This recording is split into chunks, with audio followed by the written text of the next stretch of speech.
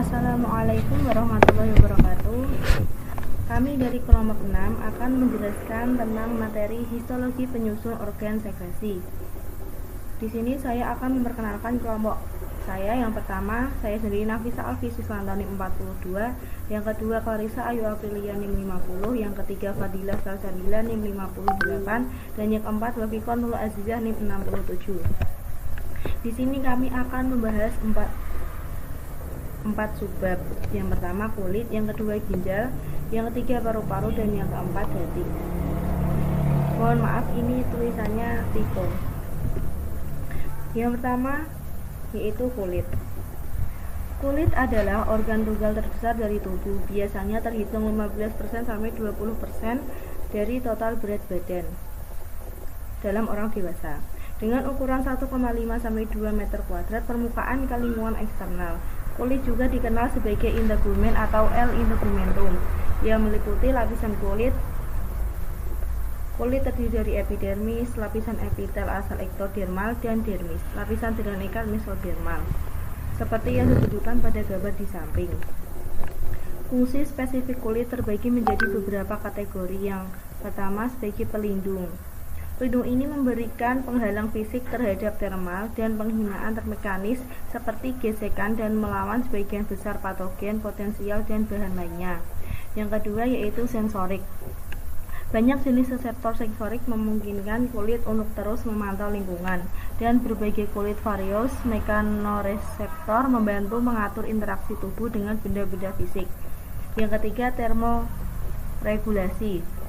Suhu tubuh yang konstan adalah biasanya mudah dirawat berkat isolasi kulit komponen atau misalnya lapisan lemak dan rambut di kepala, dan mekanismenya untuk mempercepat kehilangan panas atau produksi keringat dan mikrovaskular superficial yang padat.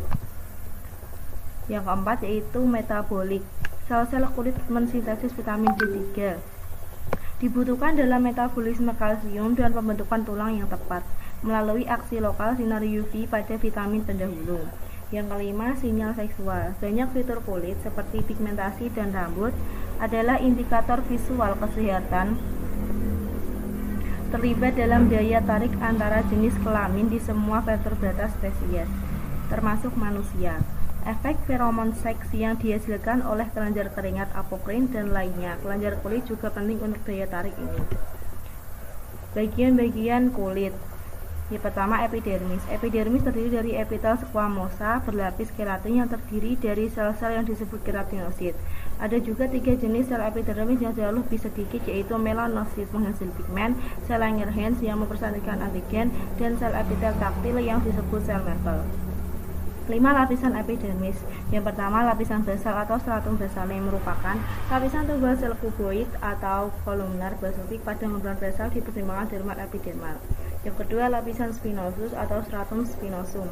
Biasanya lapisan yang paling tebal terutama di punggung epidermis, dan umumnya terdiri dari sel polihedral yang memiliki inti ventral dengan nukleus dan sitoplasma yang secara aktif mensintesis keratin. Yang ketiga lapisan granular atau stratum granulosum, terdiri dari 3-5 lapisan sel pipih. Sekarang mengalami proses diferensiasi terminal dari keratinasi. Yang keempat stratum lucidum, hanya ditemukan di kulit tebal, terdiri lapisan tipis tembus padang dari keratinosit eosinofilik pipih yang disatukan oleh desmosom.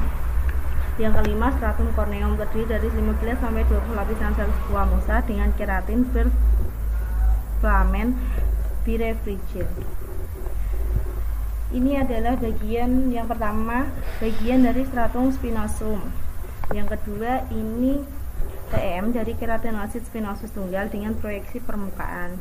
Dan gambar yang ketiga, detail desmosom yang bergabung dengan 2 sel menunjukkan filamen perantara yang terkait dengan desmosom. Gambar ini menunjukkan antarmuka antar dermis dan epidermis pada kulit tipis.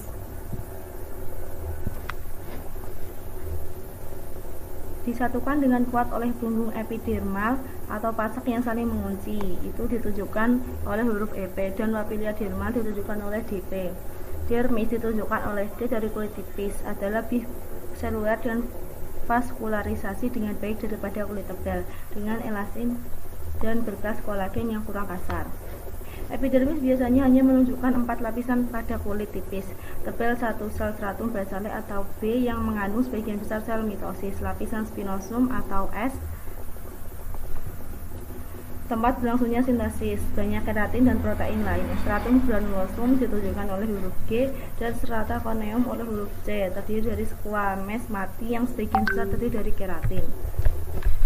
Pada gambar A, mikograf menunjukkan urutan lapisan epidermis secara tebal kulit dan perkiraan ukuran dan bentuk keratinosit di dalamnya lapisan. Juga tertunjukkan adalah bandul kasar, kolagen di dermis dan di paling kiri.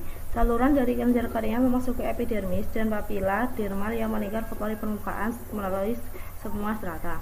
Pada gambar B, diagram menggambarkan urutan lapisan epidermis juga menunjukkan lokasi normal dari 3 non-keratinosit penting sel-sel epidermis, melanosit, sel Langerhans, dan taktil sel Merkel.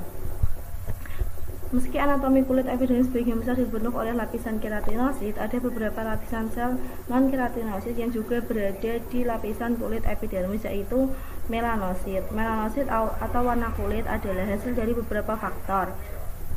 Yang kedua yaitu sel Langerhans, yaitu penyaji antigen yang disebut sel Langerhans berasal dari manosit, mewakili 2% sampai 8% dari sel-sel di epidermis dan biasanya paling jelas terlihat pada lapisan spinosus. Ini gambar A. Bagian kulit yang diimunisasi menunjukkan sel Langerhans yang berwarna kuning, berlimbah di folikel F, di mana banyak mikroorganisme hidup di seluruh epidermis atau E.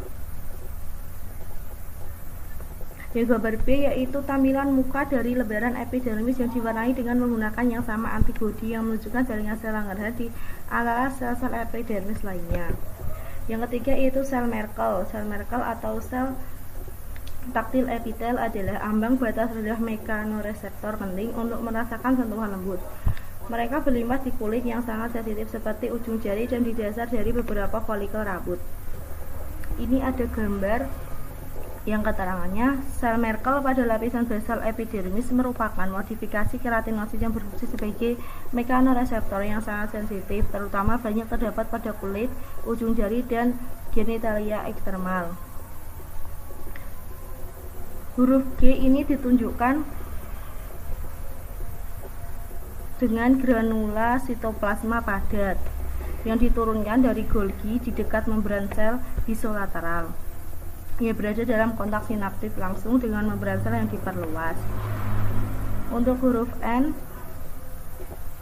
yaitu serat-serat sensorik tidak bermielin yang telah menembus epidermis.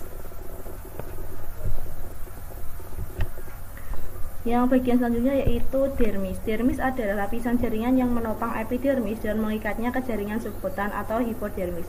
Ketebalan dermis bervariasi dengan wilayah tubuh dan mencapai maksimum 4 mm di bagian belakang.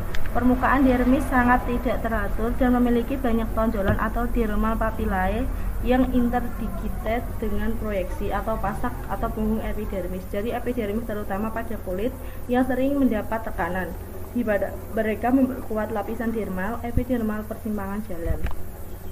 Dermis mengandung 2 sublapisan dengan batas yang tidak jelas. Yang pertama lapisan papilar tipis yang meliputi dermal papila terdiri dari jaringan ikat longgar dengan tipe serat kolagen 1 dan 3, fibroblast dan tersebar sel mast, sel dendritik dan leukosit. Dari lapisan ini fibril panahan dari kolagen tipe 7 yang dimasukkan ke dalam lamina basal membantu mengikat dermis ke kulit ari. Yang kedua, lapisan retikuler di bawahnya jauh lebih tebal, terdiri dari jaringan ikat padat tidak teratur dengan lebih banyak serat dan lebih sedikit daripada lapisan papiler. Jaringan serat elastis juga memberikan elastisitas pada kulit. Yang berada di antara kolagen dan serat elastis adalah proteoglikan berlimpah yang kaya akan dermatan sulfat.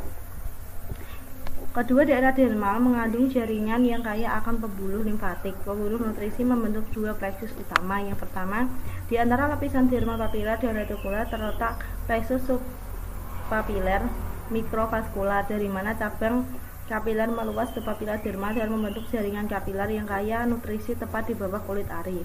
Yang kedua, plexus dalam dengan pembuluh darah dan limfa.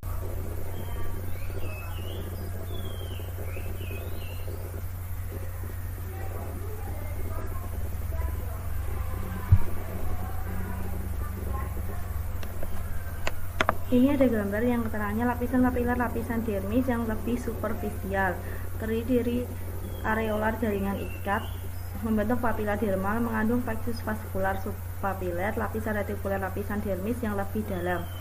Ikat pada tidak teratur jaringan di sekitar folikel rambut, kelenjar subbaseus dan kelenjar keringat, saraf dan plexus dalam pembuluh darah meluas ke lapisan subkutan. Selain fungsi nutrisi, pembuluh darah dermal memiliki fungsi termoregulasi yang melibatkan banyak anastomosis arteriovenosa atau sun yang terletak di antara dua plexus utama. Dermis juga kaya akan persarafan serabut saraf aferens sensorik membentuk jaringan di dermis papiler dan di sekitar folikel rambut. Berakhir pada reseptor epitodermal, saraf efektor otonom dermal, kelenjar keringat, dan serat otot polos di kulit. Di beberapa daerah adalah serat postganglionik, ganglia simpatik. Tidak terdapat persarafan parasimpatis dan bervariasi dalam ukuran sesuai dengan status gizi.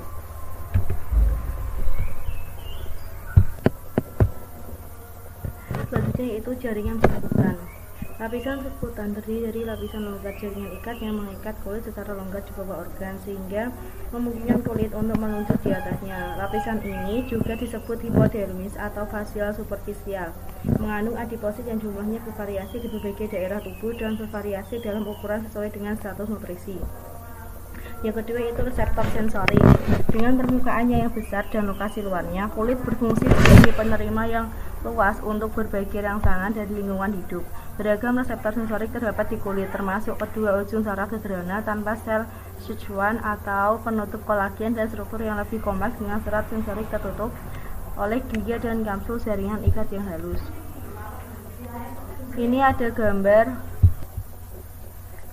kulit yang keterangannya kulit mengandung beberapa jenis reseptor sensorik dengan atau tanpa kapsul kolagen dan sel Schwann yang dimodifikasi. Kebanyakan sulit untuk melihat dalam persiapan rutin. Di epidermis terdapat ujung saraf bebas dan cakram taktil dari serabut saraf yang terkait dengan sel Merkel di lapisan basal. Keduanya memiliki serabut saraf yang tidak berkapsul seperti halnya plexus rambut akar di sekitar pangkal folikel rambut di dermis. Mereka mendeteksi sentuhan ringan atau gerakan rambut, meskipun ujung saraf bebas epidermis juga mendeteksi rasa sakit dan suhu yang ekstrim. Reseptor taktil yang lebih kompleks dan terenkapsulasi terletak di dermis dan hipodermis, dan termasuk sel darah Meissner untuk sentuhan ringan. Sel-sel lamel atau Pacinian mendeteksi tekanan dan getaran frekuensi tinggi. Lampu ujung Raus untuk deteksi getaran atau gerakan frekuensi darah rendah. Dan sel-sel Ruffini mendeteksi distorsi jaringan. Dua reseptor terakhir kurang luas distribusi di kulit dan lebih jarang terlihat.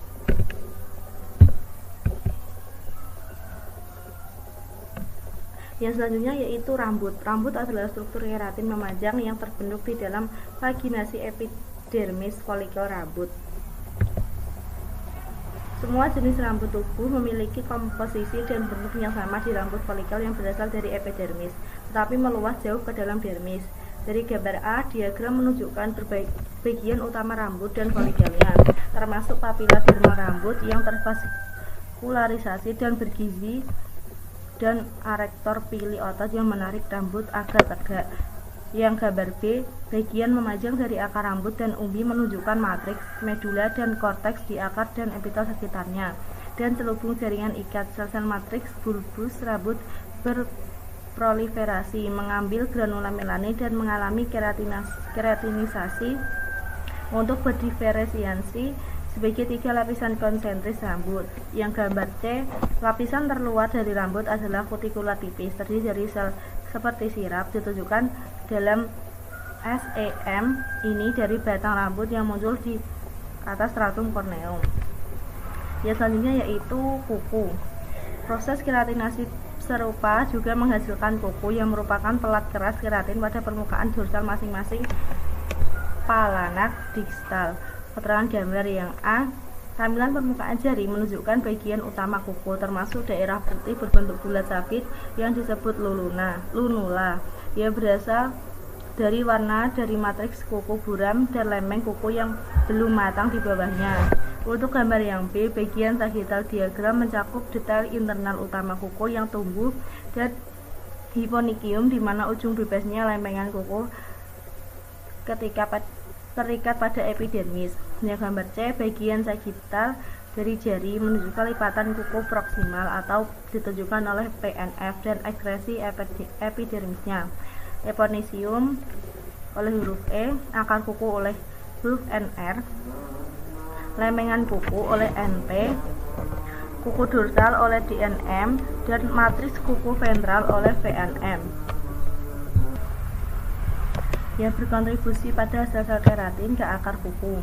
Plat kuku yang matang tetap menempel pada kuku bed atau NB yang terdiri dari lapisan epidermis pada basal dan spinosus di atas dermis atau D, tetapi didorong ke depan di tempat tidur ini dengan terus-menerus pertumbuhan matriks kuku.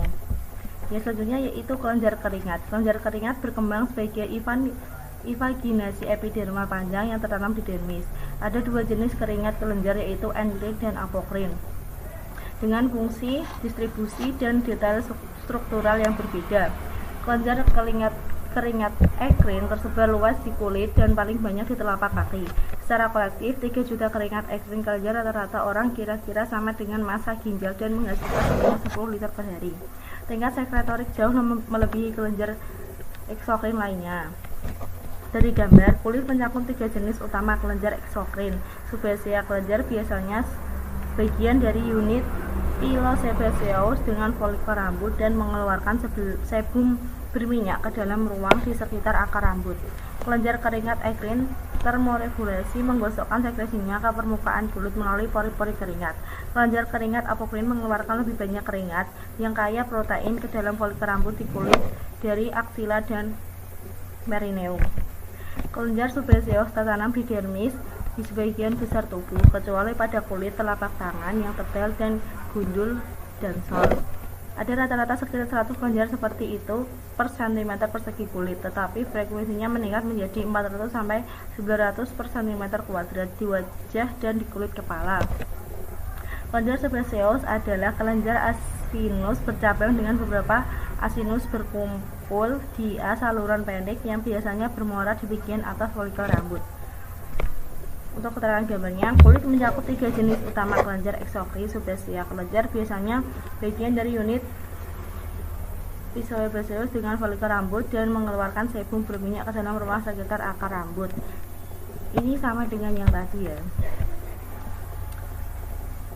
Yang ini kelenjar subesceous mengeluarkan campuran lipid yang kompleks dan berminyak yang disebut sebum ke saluran pendek yang di sebagian besar daerah terbuka ke folikel rambut. Produksi sebum adalah contoh klasik dari sekresi holokrin, dalam di mana seluruh sel mati dan berkontribusi pada produk sekretorin.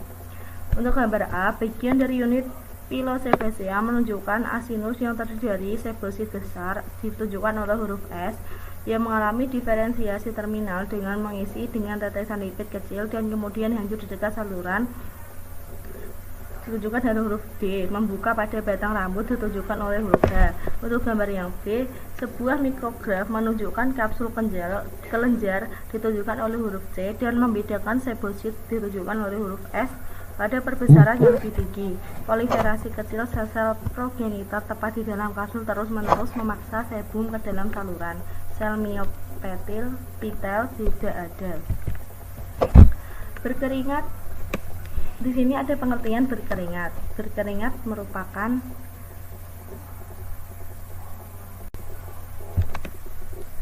selanjutnya yaitu pengertian berkeringat. Berkeringat merupakan respon fisiologis terhadap peningkatan suhu tubuh selama aktivitas fisik latihan atau stres termal dan merupakan cara yang paling efektif untuk pengaturan suhu manusia.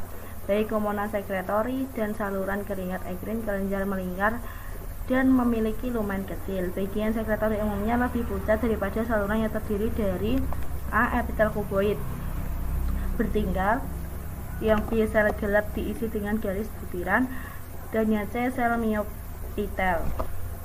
Ada lamina basal.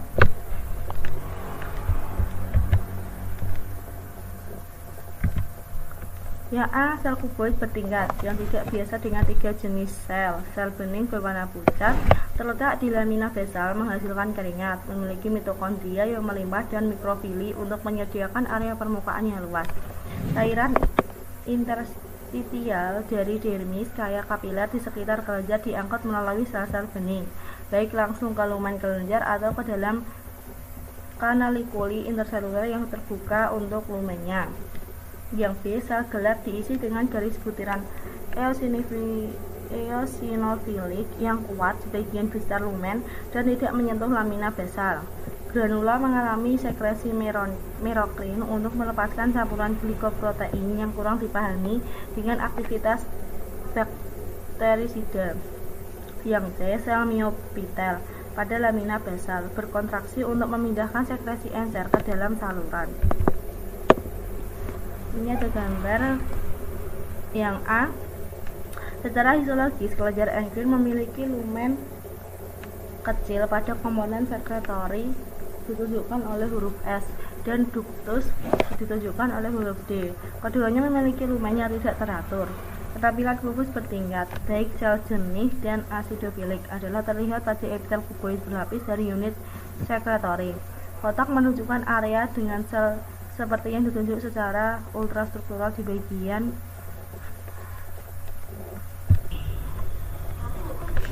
gambar yang B, yaitu TEM dari struktur termoregulasi penting ini mengungkapkan 3 jenis sel dalam bagian sekretorynya. Sel miopitel ditunjukkan huruf M hadir di lamina basal atau BL untuk mendorong keringat ke dalam saluran.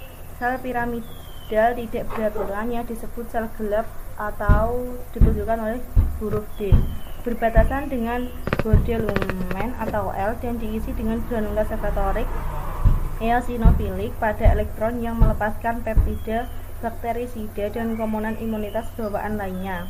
Sel jernih berbentuk kolam atau kuboid ditunjukkan huruf C pada lamina basal dengan cepat mengangkut air dari cairan interstisial di dermis kaya kapiler berlangsung ke lumen atau ke interseluler kanalikuli atau IC terus menerus dengan lumen. Ion Na+ diperoleh kembali dari cairan ini melalui aksi sel-sel di saluran. Mekanisme dalam berkeringat. Kelenjar keringat berbentuk tubular yang terdiri dari 2 bagian yang bergelembung di subdermis dalam yang menyekresi keringat dan bagian ductus yang berjalan keluar melalui dermis dan epidermis kulit. Bagian sekretorik kelenjar keringat menyekresi cairan yang disebut sekret primer atau sekret perkusor, dan konsentrasi zat-zatnya akan dimodifikasi sewaktu cairan mengalir melalui ductus. Sekret prekursor adalah hasil sekresi aktif sel-sel epitel yang melapisi bagian bergelung dari kelenjar keringat. Serat saraf simpatik kolinergik berakhir pada atau dekat sel-sel kelenjar yang mengeluarkan sekret tersebut. Keringat adalah larutan garam encer yang dikeluarkan secara aktif ke permukaan kulit oleh kelenjar keringat ekrin yang tersebar di seluruh tubuh.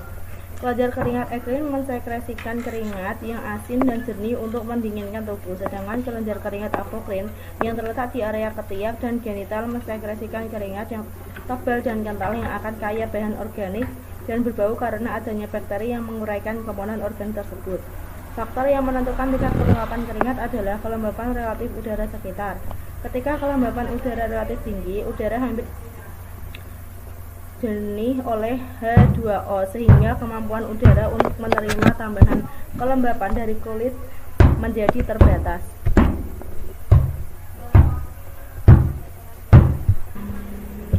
Berikut ini adalah sistem ekspresi pada burung atau aves. Alat pengeluaran pada burung berupa paru-paru, hati, ginjal, dan kulit. Saluran ginjal, saluran kelamin, dan saluran pencernaan bermuara pada sebuah lubang yang disebut kloaka. Burung menghasilkan kelenjar minyak yang terdapat pada ujung ekornya. Kelenjar ini menghasilkan minyak untuk membasahi bulu-bulunya. Sekian presentasi dari saya. Selanjutnya akan dilanjutkan oleh Mbak Marisa. Padanya saya persilahkan.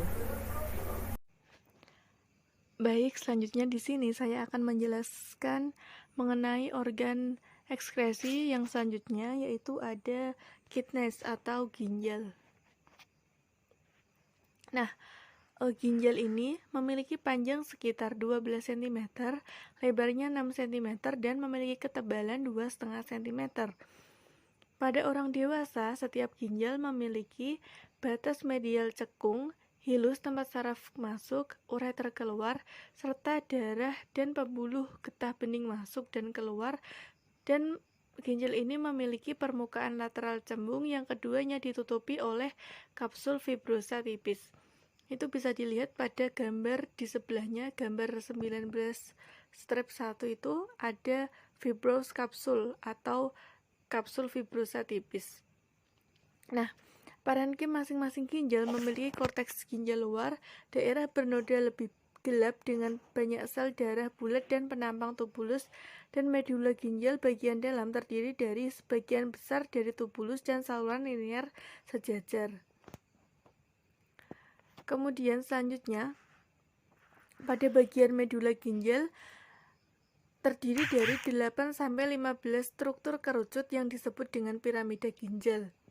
Nah, setiap piramida ini ditambah jaringan kortikal di dasarnya dan memanjang sepanjang sisinya membentuk lobus ginjal. Saluran dan tubulus paralel memanjang dari medula ke dalam korteks yang terdiri dari sinar medula. Selanjutnya, ujung setiap piramida disebut ginjal papila yang mana menonjol ke dalam kelopak kecil yang menampung urin yang terbentuk oleh tubulus di satu lobus ginjal.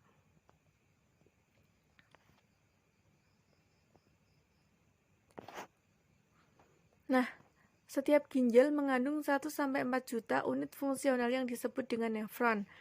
Itu bisa dilihat ya gambar dari nefron serta bagian-bagian dari nefron.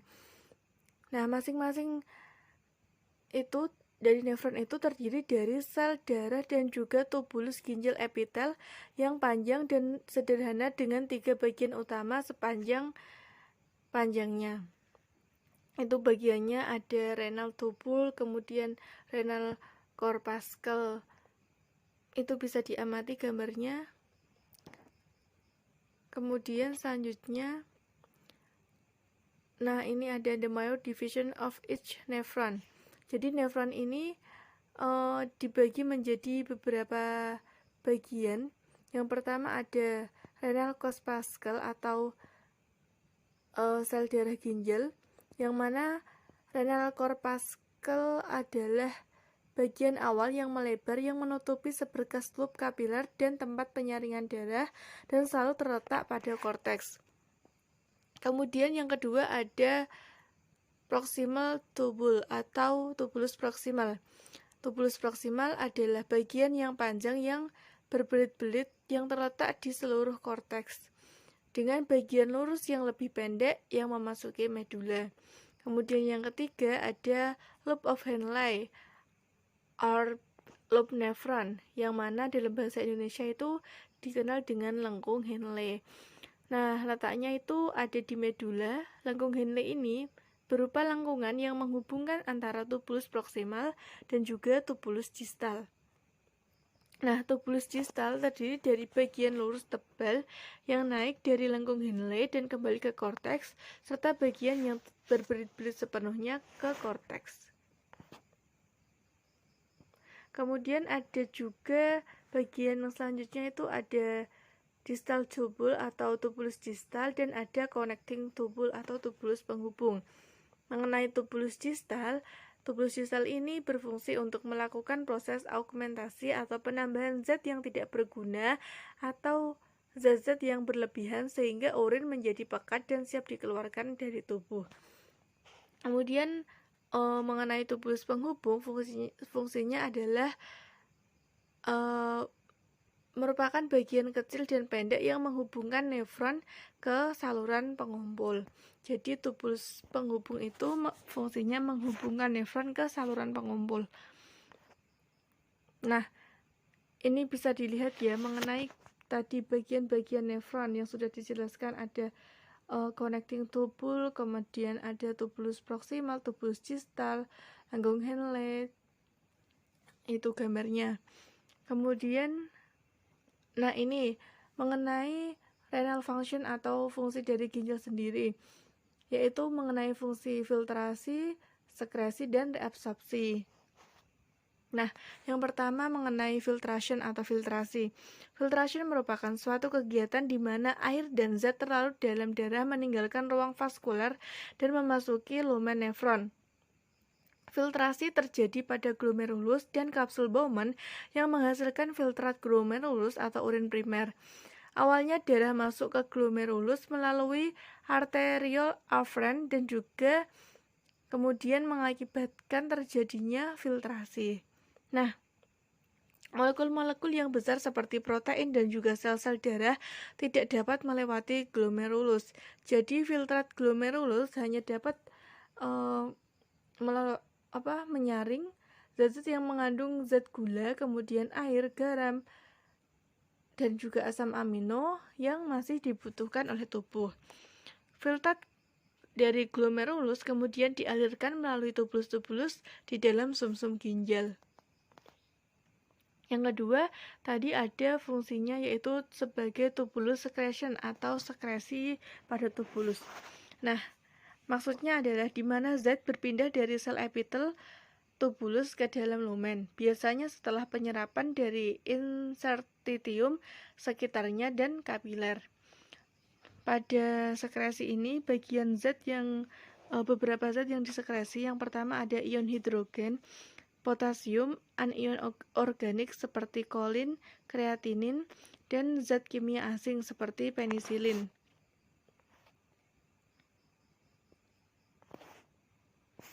Kemudian yang selanjutnya ada tubular reabsorption atau reabsorpsi tubular, yaitu di mana zat berpindah dari lumen tubulus melintasi epitel ke interstisial dan kapiler sekitarnya. Fungsi dari reabsorpsi sendiri adalah untuk mengembalikan atau menarik bahan-bahan yang masih digunakan oleh tubuh. Reabsorpsi terjadi pada beberapa segmen, yaitu ada pada tubulus proksimal, segmen tipis lengkung Henle, segmen tebal lengkung Henle, segmen distal atau segmen dilusi dan juga tubulus distal akhir, serta pada ductus collectivus.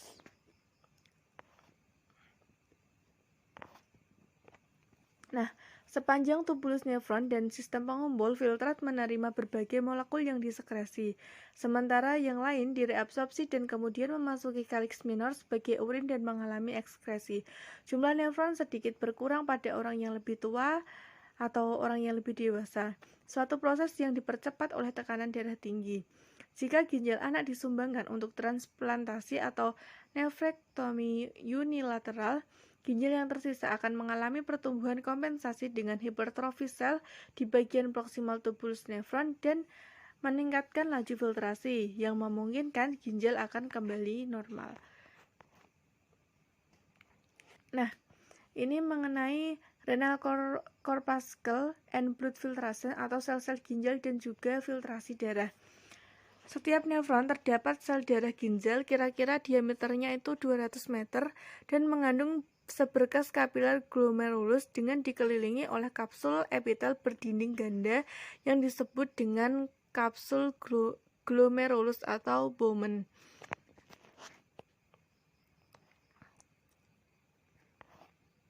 Nah, setiap sel ginjal itu memiliki kutub vaskular, yaitu tempat masuknya arteriole afferent dan arteriole efferent daun dan juga tiang tubular di mana proksimal berbelit-belit tubular atau PCT dimulai.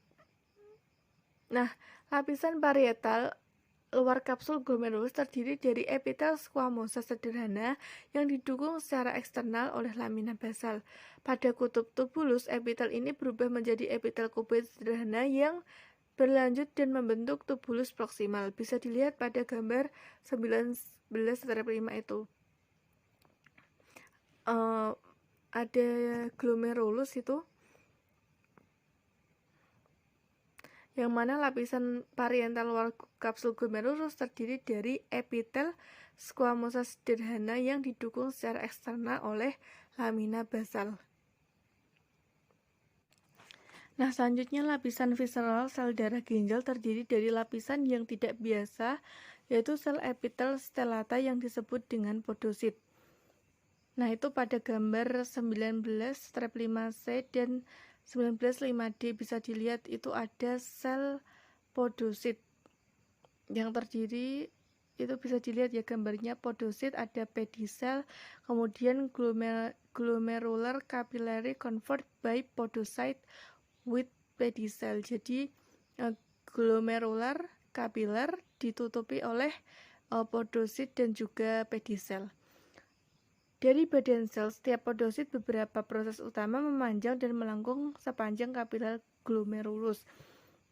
Setiap proses utama memunculkan banyak proses sekuler paralel dan interdigitasi atau pedicel. L. pedicellus kaki kecil, yaitu pada gambar 19.5C dan 19.5D. Nah, selanjutnya pedicel menutupi bagian besar permukaan kapiler yang berhubung langsung dengan lamina basal. Antara pedicel interdigitating adalah ruang memanjang atau pori-pori celah filtrasi yang memiliki lebar 25 hingga 30 nanometer. Nah, mencakup pedicel yang berdekatan dan menjembatani pori-pori celah adalah diafragma celah seperti resleting itu. Bisa dilihat pada gambar. Nah, filtrasi pada ginjal sendiri terjadi melalui struktur dengan 3 bagian. Yang pertama adalah penetrasi endotel kapiler, yang mana itu memblokir sel darah dan juga trombosit. Kemudian yang kedua adalah lamina basal gabungan yang tebal yang membatasi protein besar dan beberapa anion organik.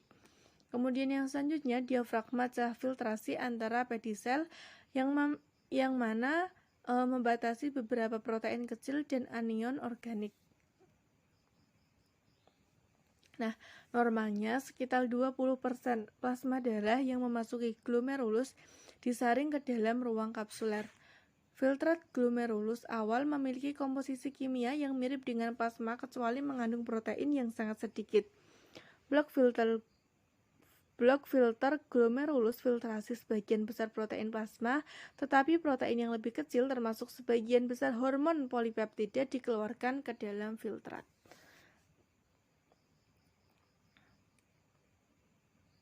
Nah, pada sel ginjal itu mengandung yang pertama ada endotel kapiler, yang kedua ada podosit, dan yang ketiga adalah sel mesangial atau GR mesos endomis positive anion vessel. Nah, mengenai mesangium, itu sel mesangial sulit untuk membedakan bagian rutin dari podosit, tetapi sering diwarnai lebih gelap. Mereka dan matriks sekitarnya terdiri dari mesangium. Bisa dilihat ya pada gambar itu ada mesangium yang mana di situ ada podocyte, kemudian capillary dan juga mesangial cell. Nah, fungsi dari mesangium sendiri adalah yang pertama dukungan fisik kapiler di dalam glomerulus, yang kedua kontraksi yang disesuaikan sebagai respon terhadap tekanan darah perubahan yang membantu mempertahankan laju filtrasi yang optimal, kemudian fagositosis agregat protein yang melekat pada filter glomerulus termasuk kompleks antibodi antigen yang berlimpah dalam banyak kondisi patologis, dan sekresi beberapa sitokinin, prostaglandin, dan beberapa zat lainnya yang merupakan faktor penting untuk mempertahankan dan perbaikan kekebalan dalam glomerulus. Nah, mengenal lebih lanjut mengenai proximal convolutes tubule atau PCT, atau dalam bahasa Indonesia itu disebut sebagai tubulus contortus proximal, yaitu sel di banyak bagian tubulus nefron dan sistem pengumpul yang menyerap kembali air dan juga elektrolit, tetapi aktivitas lain dibatasi terutama untuk daerah tubular tertentu. Bisa dilihat letak dari PCT atau proximal convolute tubule itu letaknya. Kemudian yang selanjutnya ada tubulus contortus distal atau dalam bahasa bahasa Inggrisnya itu disingkat dengan DCT, yaitu bagian menaik dari nefron lurus saat memasuki dan membentuk makula densa dan kemudian menjadi berliku-liku sebagai tubulus contortus distal. Nah, tubulus contortus distal itu ya bentuknya sangat berliku-liku. Bisa dilihat pada gambar itu di bawah dari tubulus proximal.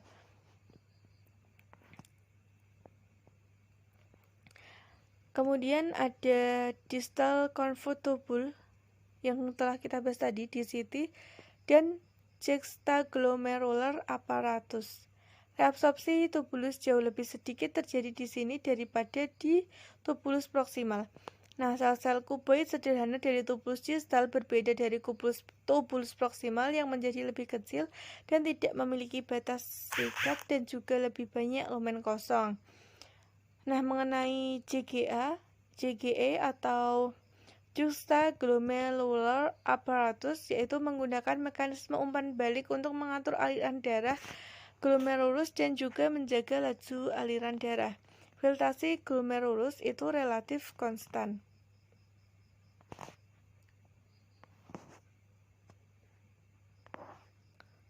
Nah, itu ya bisa dilihat renal cortex atau bagian dari kulit ginjal. Nah, itu ada distal convoluted tubulus dan juga proximal convoluted tubule. Itu bisa dilihat perbedaan histologi dari tubulus distal dan juga tubulus proximal. Nah, ini untuk gambar histologis dari JGA atau juxtaglomerular apparatus.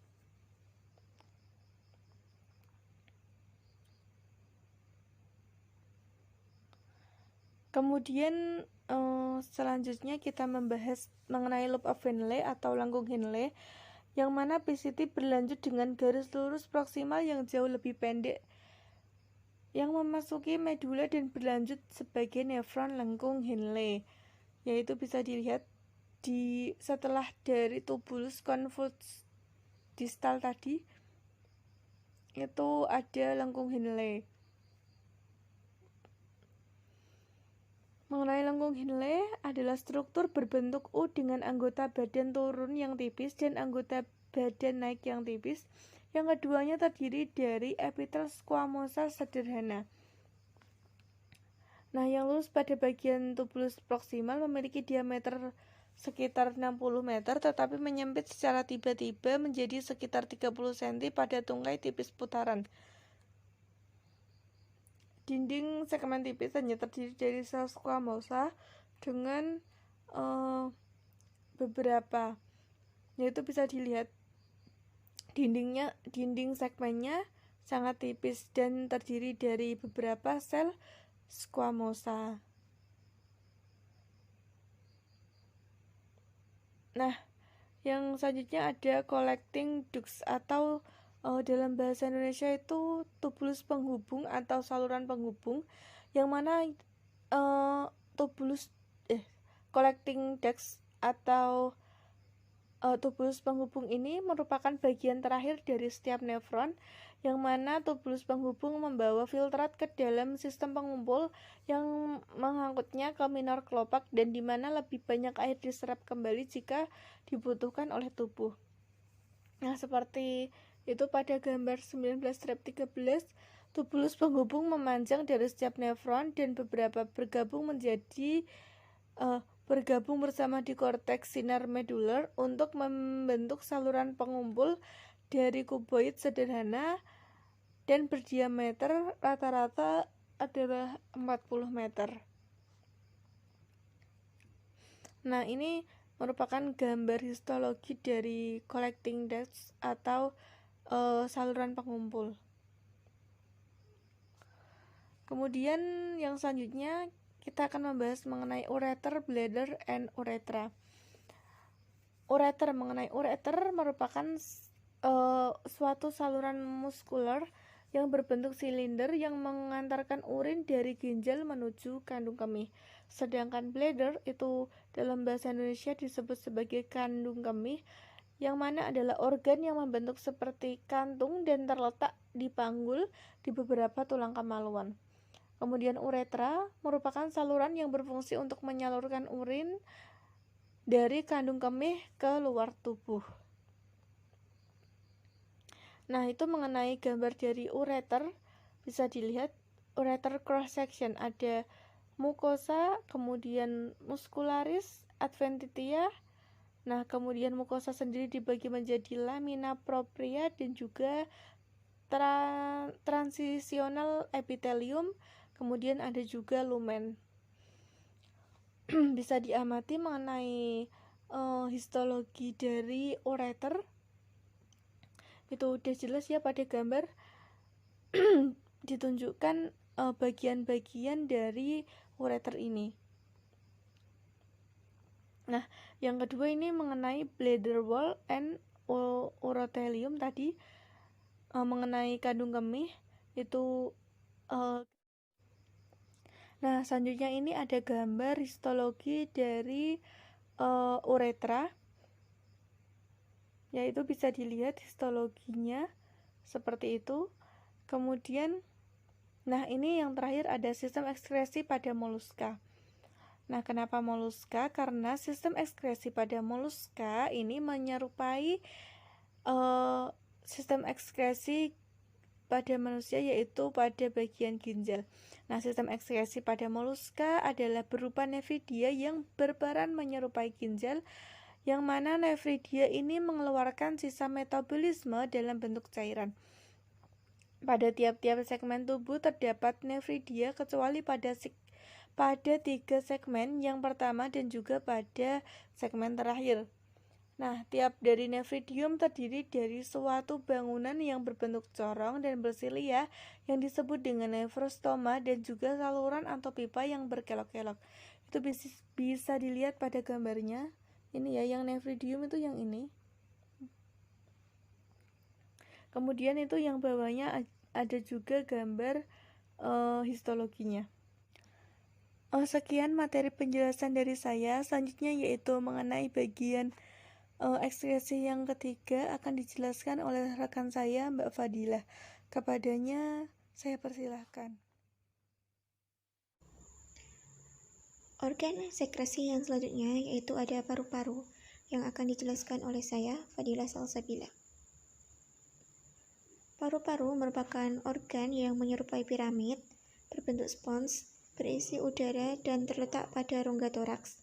Terdapat bronkus, bronchiolus respiratory, alveoli, sirkulasi paru, saraf, dan sistem limfatik.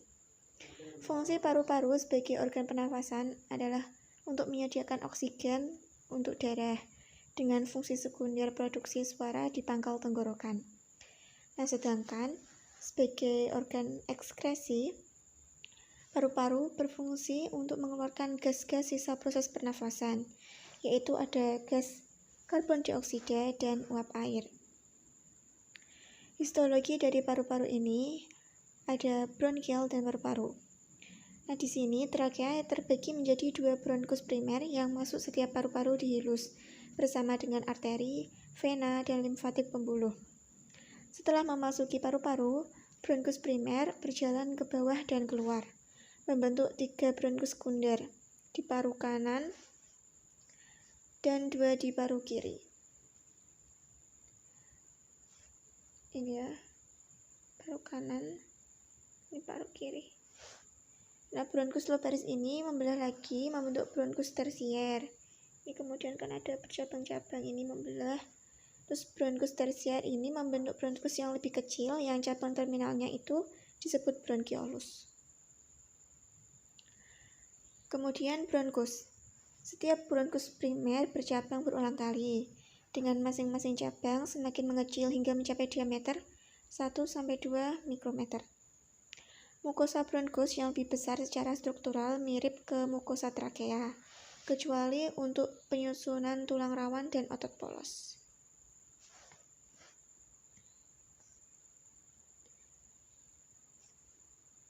Ini adalah gambar dari kontraksi otot polos dan elastik yang bertanggung jawab atas tampilan lipatan bronkus mukosa yang diamati secara histologis dalam potongan melintang. Berikutnya ada bronkiolus, yang merupakan saluran udara intralobular dengan diameter 1 mikrometer atau kurang. Terbentuk setelah sekitar generasi ke-10 percabangan. Tidak memiliki kelenjar mukosa dan tulang rawan, meskipun jaringan ikat padat berhubungan dengan otot polos. Bisa dilihat pada gambar ini di samping ini. Pada bronkiolus yang lebih besar, epitelnya masih berupa kolumnar berlapis semu bersilia. Namun, ketinggian dan kompleksitasnya berkurang menjadi epitel kolumnar sederhana atau kuboid sederhana bersilia di bronkiolus terminal terkecil, yang merupakan bagian terakhir dari sistem penghantar udara. Epitel kuboid dari bronkiolus terminal sebagian besar itu terdiri dari sel klub atau sel eksokrin bronkiolus, yang sebelumnya disebut dengan sel Clara, dengan ujung apikal berbentuk kubah tidak bersilia yang mengandung butiran sekretori. Untuk lebih jelasnya, ada pada gambar di samping ini. Nah, fungsi dari sel eksokrin yaitu 1. Sekresi lipoprotein dan musin surfaktan pada lapisan cairan pada permukaan epitel. 2.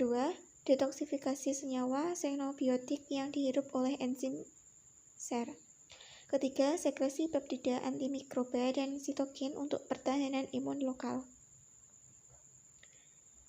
Bronkiolus terminal bercabang menjadi bronkiolus respiratorius, yang kemudian bercabang lagi menjadi ductus alveolaris dan alveolus individual. Bronkiolus respiratorius dalam banyak hal mirip dengan bronkiolus terminal, kecuali adanya alveolus, yang dimana itu tersebar di sepanjang panjangnya.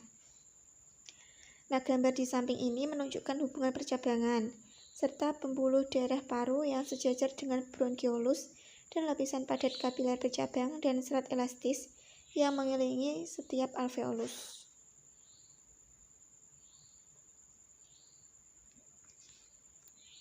Nah, yang gambar B atau yang sebelah kiri ini menunjukkan sifat percabangan saluran udara dalam 2 dimensi.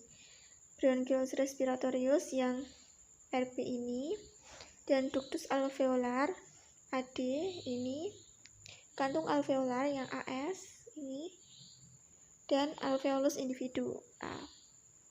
Kemudian yang C atau yang sebelah kanan, yang gambar ini menunjukkan dalam 3 dimensi hubungan bronkiolus terminal TB yang ini, bronkiolus respiratorik RB ini, kemudian ductus alveolar AD,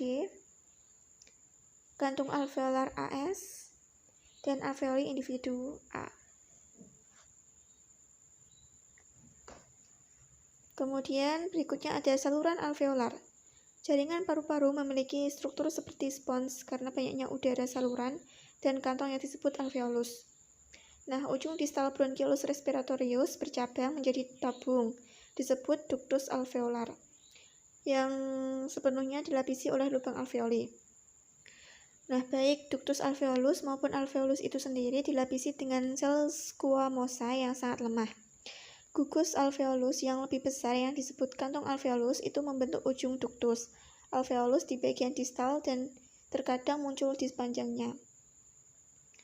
Alveoli yang merupakan evaginasi seperti kantung, berdiameter sekitar 200 m dari bronkiolus respiratori, ductus alveolus, dan alveolus kantung. Setiap paru-paru orang dewasa memiliki sekitar 200 juta alveoli dengan total luas permukaan internalnya itu 75 meter persegi.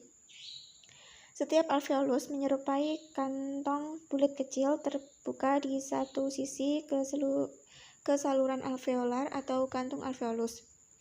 Udara dalam struktur ini menukar oksigen dan karbon dioksida dengan darah di kapiler sekitarnya melalui saluran khusus yang tipis dinding alveolus yang meningkatkan difusi antara eksternal dan lingkungan internal.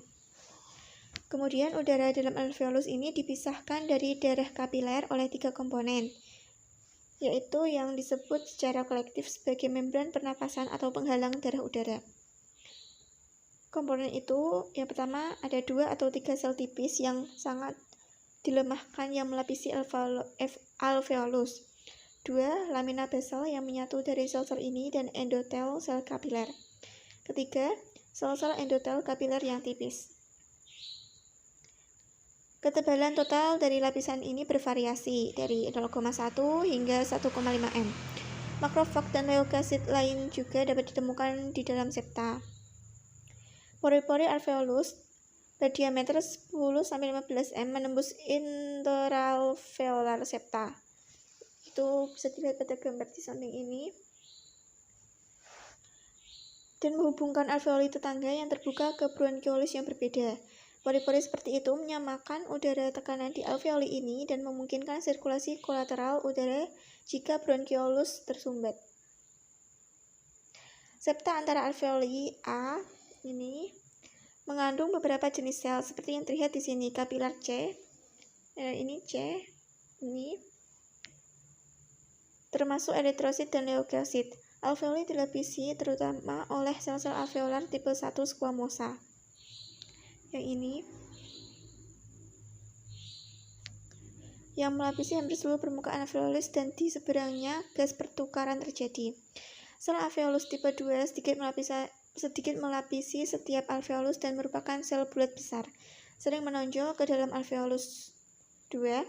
Sel tipe 2 ini memiliki banyak fungsi sel klub, termasuk produksi dari surfaktan. Juga hadir adalah makrofag alveolar M. Yang ini M kadang-kadang disebut sel debu yang mungkin ada di alveoli atau di septa interalveolar. Oksigen dari udara alveolus berdifusi melalui udara-udara penghalang ke dalam darah kapiler dan mengikat hemoglobin dalam eritrosit. Karbon dioksida berdifusi ke udara alveolus dari paru-paru darah. Nah, sebagian besar karbon dioksida tiba di paru-paru sebagai bagian dari H2CO3 di dalam eritrosit dan dibebaskan melalui aksi karbonat anhidrasa.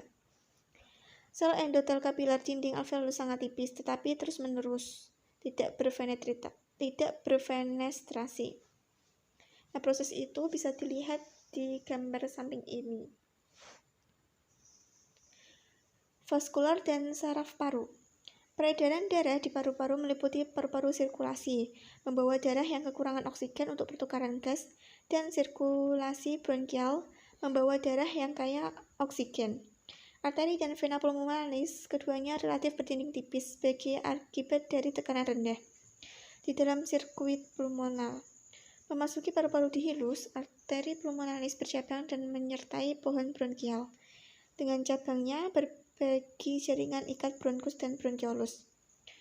Venula yang muncul dari jaringan kapiler ini ditemukan secara tunggal di parenkim paru. Agak dikeluarkan dari saluran udara, didukung oleh lapisan tipis jaringan ikat. Arteri bronkial juga memasuki hilus paru dan bercabang bersama dengan cabang bronkial untuk mendistribusikan darah ke sebagian besar paru-paru sampai ke tingkat bronkiolus respiratorius. Pembuluh limfa berasal dari jaringan ikat bronkiolus. Mereka mengikuti bronkiolus, bronkus, dan pembuluh paru dan semuanya mengalir ke kelenjar getah bening di daerah hilus. Jaringan limfatik sejajar dengan area pengeringan jaringan superfisial di dekat permukaan paru-paru yang terletak di pleura visceral. Pembuluh limfatik tidak ditemukan di bagian terminal percabangan bronkus di luar ductus alveolaris. Serabut otonom, parasimpatis dan simpatis mempersarafi paru-paru dan mengontrol refleks yang mengatur kontraksi otot polos yang menentukan diameter saluran udara. Serabut aferan visceral umum yang membawa sensasi nyeri lokal yang buruk. Kemudian ada membran pleura. Permukaan luar paru-paru dan dinding dalam toraks rongga ditutupi oleh membran serosa yang disebut pleura. Bisa dilihat di gambar di samping ini. Selaput yang menempel pada jaring-jaring paru disebut pleura visceralis dan selaput yang melapisi rongga dada dindingnya adalah pleura parietalis. Pleura adalah membran serosa yang berhubungan dengan paru-paru dan rongga dada.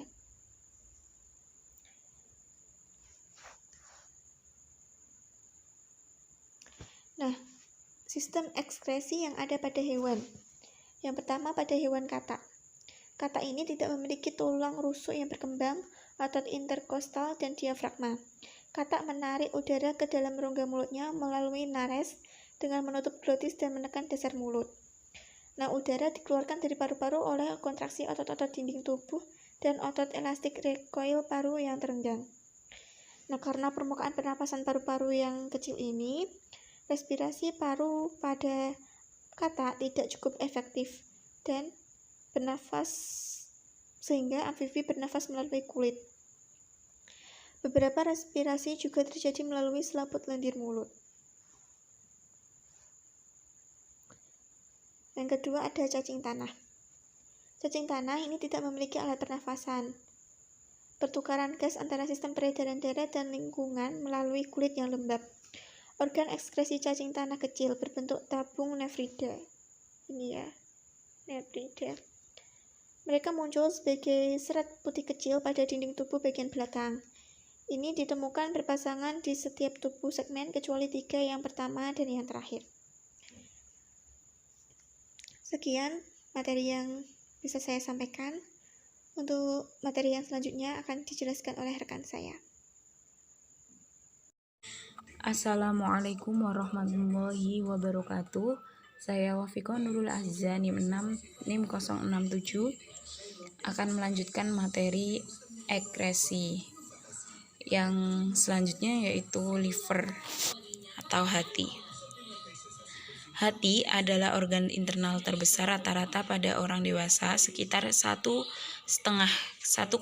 kilo atau 2% dari berat badan. Terletak di sebelah kanan kuadran atas perut, tepat di bawah diafragma. Hati memiliki lobus kiri dan kanan utama dengan 2 lobus inferior yang lebih kecil, yang sebagian besar ditutupi oleh kapsul tipis dan mesotelium, peritoneum visceral. Kapsul menebal di hilus atau porta hepatis di sisi inferior, di mana suplai darah ganda dari vena portal hepatik dan arteri hepatika memasuki organ, dan di mana arteri hepatik, vena limfatik, dan saluran keluar ductus hepaticus atau empedu. Histologis hati yang unik dan mikrovaskuler alam memungkinkan hepatosit untuk melakukan metabolisme. Mereka yang beragam fungsi eksoskrin dan endokrin. Hepatositnya besar, sel epitekel kuboid atau polihedral dengan besar, bulat, pusat intitral, dan sitoplasma eosinofil yang kaya akan mitokondria. Sel-selnya sering berinti 2 dan sekitar 50% diantaranya adalah poliploid. Dengan 2-8 kali kromosom normal, jumlah parenkim hati diatur sebagai ribuan kecil, 0,7 kali 2 mm. Lobulus hati tempat hepatosit terbentuk ratusan pelat tidak beraturan yang tersusun secara radial mengelilingi sebuah lempeng kecil vena sentral. Hepapelatosit didukung oleh stroma retikulin yang seratnya halus. Secara perifer, setiap lobulus memiliki 3-6 area portal dengan lebih banyak jaringan ikat fibrosa, masing-masing yang berisi 3 struktur interlobular yang terdiri dari triad portal. Sebuah cabang venula dari vena portal dengan darah yang kaya nutrisi tapi rendah oksigen. Cabang arteriol dari arteri hepatika yang persediaan oksigen. 1 atau 2 saluran empedu kecil dari epitel kuboid, cabang dari sistem penghantar empedu. Sebagian besar area portal perifer juga mengandung limfatik, serat, saraf, dan pada beberapa spesies, misalnya babi, memanjang tipis lembaran jaringan ikat fibrosa sepenuhnya di sekitar lobulus, membuat lobulus individu lebih mudah dibedakan daripada di manusia. Pada manusia, lobulus ini memiliki jaringan ikat yang jauh lebih sedikit dan batas-batasnya lebih sulit untuk dibedakan. Dalam kedua kasus jaringan ikat perifer daerah portal mengandung portal triad, ductus empedu kecil, venula itu cabang vena portal, dan arteriol cabang dari arteri hepatika. Hepatosit, banyaknya sitoplasma bergantung pada status gizi seseorang. Pada orang dengan gizi yang baik, hepatosit menyimpan banyak glikogen dan mengolah lipid dalam jumlah besar. Sitoplasma berwarna eosinofilik dengan granul basofilik. Granul coklat yang mengandung pigmen lipofusin dapat dijumpai dan meningkat pada usia tua. Hepatosit ini berhubungan dengan darah dalam sinusoid yang merupakan pembuluh vaskular yang menggelembung yang berisi sel endotel dan sejumlah sel fagositik Kupfer. Ruangan antara endotel dan hepatosit disebut dengan space of this yang merupakan tempat pengumpulan limf untuk dialirkan ke limfatik kapiler.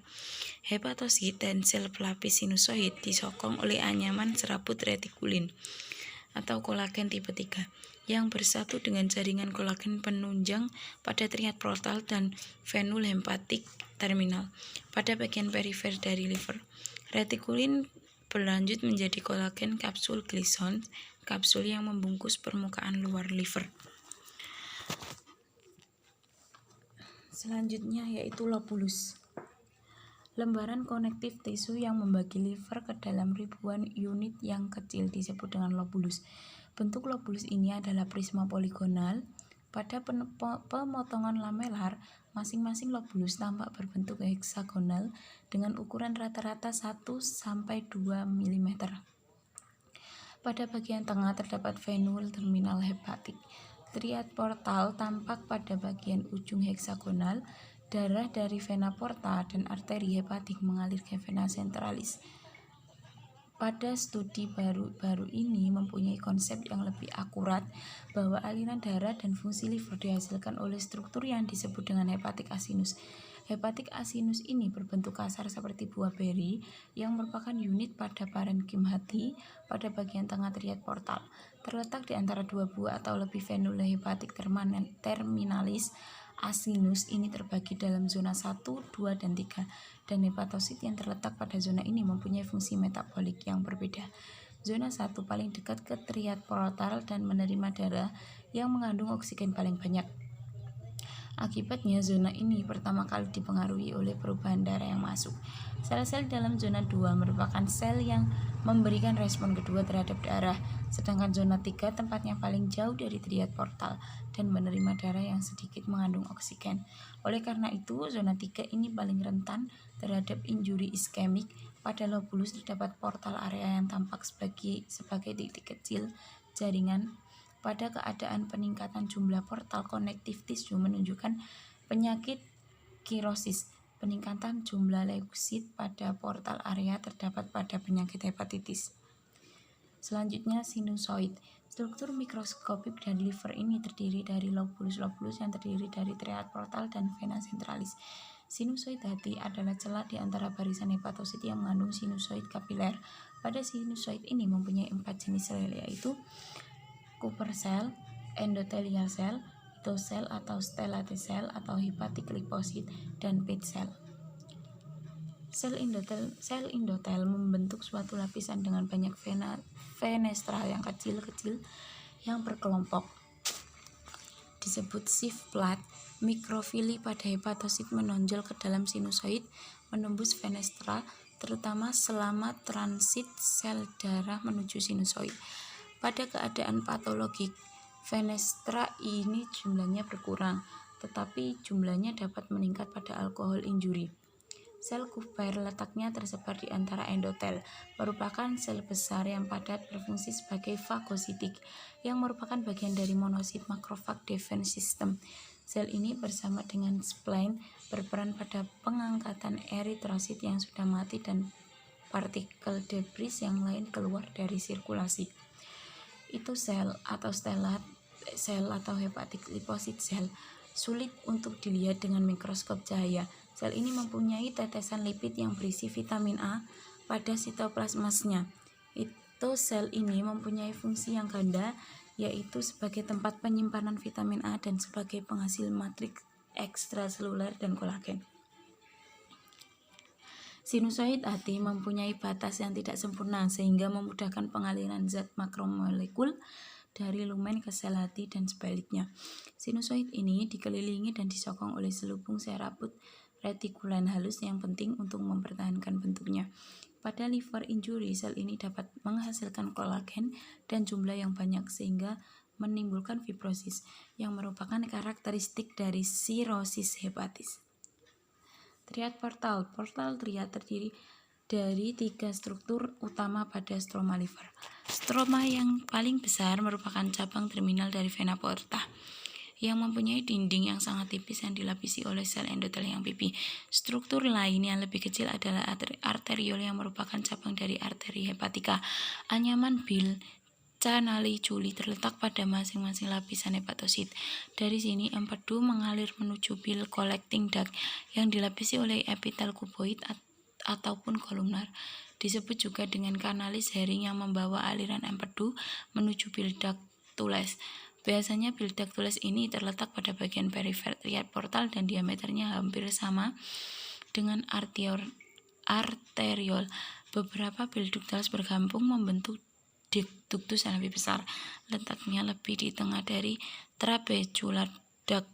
Dari sini cairan empedu mengalir melalui intrahepatic duct menuju ductus hepaticus kiri dan kanan, kemudian mengalir ke common hepatic duct dan akhirnya menuju duodenum melalui common bile duct. Oleh karena ketiga struktur ini selalu dijumpai dalam portal tract, maka tract ini sering disebut dengan triad portal. Pembuluh lim sebenarnya juga terdapat pada triad portal ini, tetapi dinding dari pembuluh lim ini sangat tipis dan sering kolaps sehingga sulit untuk dilihat. Di dekat pinggiran setiap lobulus hati banyak kanalikuli empedu bergabung dengan saluran empedu Hering yang jauh lebih besar yang dilapisi oleh sel epitel kuboid yang disebut kolangiosit. Kanal-kanal ini segera bergabung dengan saluran empedu di area portal dan mengalir ke dalam pohon biliar.